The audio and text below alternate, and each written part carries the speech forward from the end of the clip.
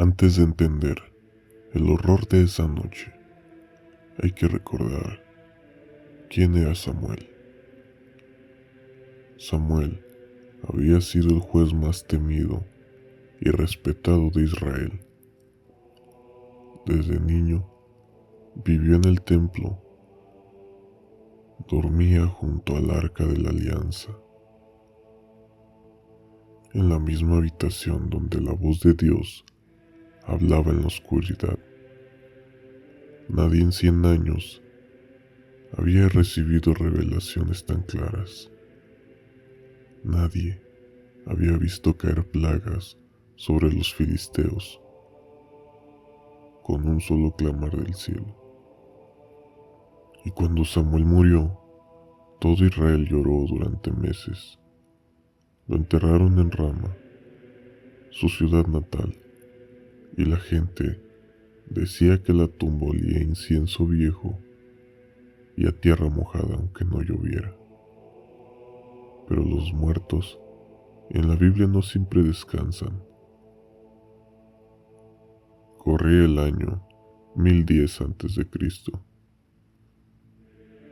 Saúl, el primer rey de Israel, llevaba 20 años gobernando, pero su corona ya pesaba más que plomo fundido. Dios lo había rechazado meses atrás, después de que desobedeciera en la guerra contra Amalek. El profeta Samuel, en vida, le había dicho cara a cara que el Señor había arrancado el reino de sus manos para dárselo a un vecino mejor que él.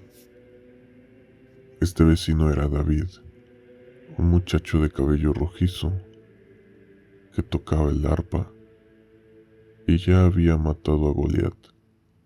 Y ahora David huía por los cerros, perseguido por el propio Saúl, mientras los filisteos aprovechaban la división del reino. El ejército filisteo se acumulaba en el valle de Jezreel como una marea de hierro y cascos, 30,000 carros de guerra, infantería como langostas, lanzas más altas que un hombre. Saúl acampó en Gilboa, al otro lado del valle. Desde su tienda podía ver las fogatas enemigas, titileando como ojos malvados en la noche. Pero lo peor no era el enemigo visible, lo peor era el silencio. Saúl lo había intentado todo. Primero buscó a Dios en sueños. Pasó noches enteras despierto, mirando el techo de lona, esperando una visión, pero solo llegaban pesadillas, un mar de sangre, sus hijos cayendo uno a uno, una mano huesuda señalando desde la oscuridad. Luego buscó profetas, pero los pocos que quedaban vivos lo evitaban. Nadie quería darle malas noticias, y los que hablaban solo repetían lo mismo, que el Señor se había apartado de él. Finalmente, intentó los sacrificios. Mandó traer un cordero sin mancha. Lo degolló él mismo sobre un altar de piedras grises. La sangre humeaba, el suelo seco, pero el cielo siguió vacío. No bajó fuego, no hubo señal, solo el viento frío que silbaba entre los huesos de animales sacrificados antes. Saúl supo entonces que estaba solo, completamente solo, un hombre solo, acorralado y con miedo, es capaz de romper cualquier ley. Saúl había sido años atrás un perseguidor de médiums y espiritistas, Los había expulsado de todo Israel. Algunos los mató a golpes de lanza, a otros los enterró vivos bajo órdenes estrictas del sacerdocio. La ley de Moisés era clara. No se debía recurrir a los que evocan espíritus ni a los adivinos, porque quien lo hacía se contaminaba. Pero ahora el perseguidor se convertía en el suplicante. Disfrazado con ropas de campesino, Saúl cruzó el valle de noche con 2 sirvientes de confianza. Llevaban ordes de vino y un cabrito para pagar el servicio. Caminando durante horas, esquivando patrullas filisteas, la luna apenas iluminaba el sendero. Los chacales aullaban desde las colinas como si supieran lo que estaba por ocurrir. Su destino, Endor, un pueblo pequeño, a espaldas de un campamento enemigo, un lugar de mala fama, donde las mujeres todavía practicaban ritos cananeos prohibidos. Ahí vivía una medium. Nadie sabía su nombre real. Los vecinos la llamaban la dueña del espíritu. La choza de la medium olía a mirra quemada, a sangre de paloma y a tierra de cementerio. Telas negras cubrían las paredes. En el centro, un brasero de barro rojo ardía sin llama, solo brasas que teñían el rostro de Saúl de naranja sombrío. La mujer miró y supo que no era un campesino. Había algo en su postura, en la forma de apoyar la mano en la espalda, escondida bajo la túnica. Era un soldado, y no cualquier soldado. Ella le recordó que el rey había prohibido invocar a los muertos, y le preguntó si acaso le tendían una trampa.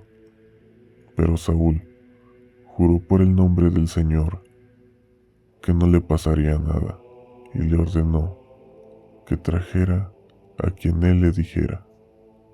La mujer lo miró a los ojos. Vio algo ahí que él hizo tragar saliva.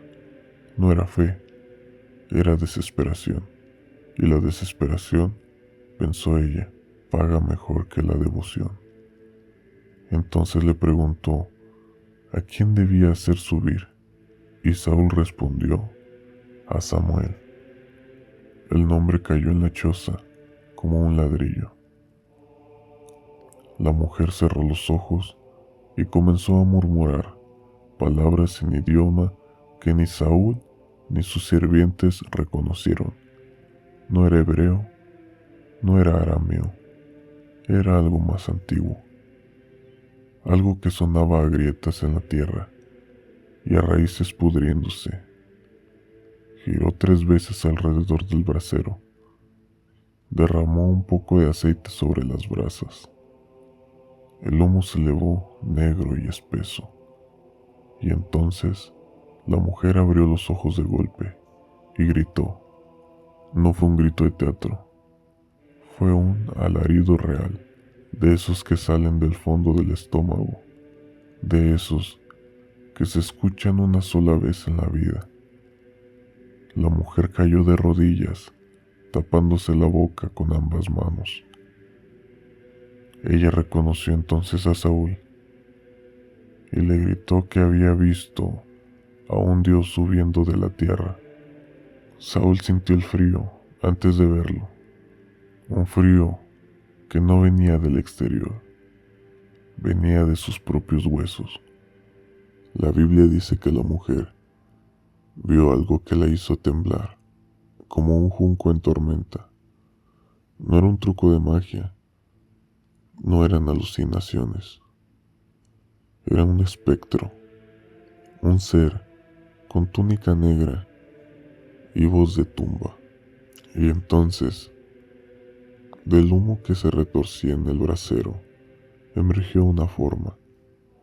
Era un anciano, envuelto en una capa que parecía tejida de sombras líquidas. Su rostro era el mismo que Saúl había visto cientos de veces en el templo, pero ahora los ojos eran dos pozos negros, la barba cana y enmarañada. Colgaba sobre un pecho hundido. Los pies no tocaban el suelo. Flotaba a un palmo de la tierra. Era Samuel, o lo que quedaba de él. El espectro abrió la boca. No salió aliento. Salió un sonido como de piedra arrastrándose sobre otra piedra. Preguntó por qué lo habían perturbado, haciéndolo subir de su descanso. La voz de Samuel era grave, pero no grave como un hombre. Era grave como una cueva vacía, como un pozo seco. Cada palabra parecía pesar siglos. Saúl, con la garganta cerrada, explicó su angustia. Y el fantasma respondió que el Señor había arrancado el reino de sus manos, y luego dijo algo peor. Dijo que al día siguiente Saúl y sus hijos estarían con él, en el lugar de los muertos.